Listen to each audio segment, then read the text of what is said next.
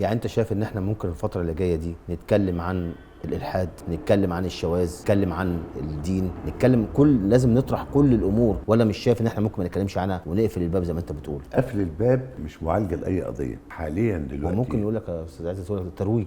ترويج يقول لك لإيه؟ يقول لك ترويج للفكر ده. يعني مثلا النهارده ممكن نعمل فيلم مثلا عن الشواذ. انت بتقدمه ازاي؟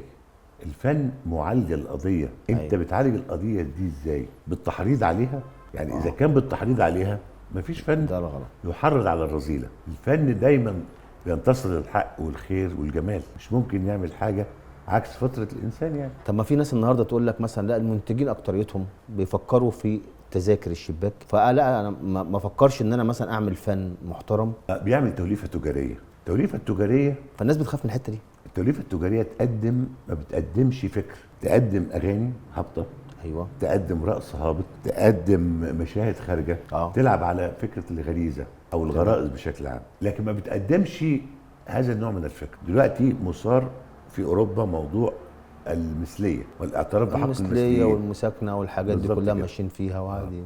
لكن في نفس الوقت ده بوتين بيقول ايه اه وترامب بيقول ايه؟ هما الاثنين ضد المثليه. ترامب ضد المثليه طبعا. مع انه بيروج ليها هناك كتير. لا اطلاقا. ليه؟ ده هو نفسه ليه تصريح شهير جدا. انا اللي اعرفه ان الله خلق الرجل وخلق المراه ولم يخلق شيء اخر. ده تصريح لترامب. فهنا الموضوع في ايه؟ انه ما فيش بقى ان فكره ان انا اخفي الرقص في زي النعام يعني. لا، لازم مواجهه كل الحقائق بشكل واضح جدا، ومواجهه كل التيارات المناهضه للمجتمع وقيمه واخلاقه ودينه. لازم ده يبقى موجود.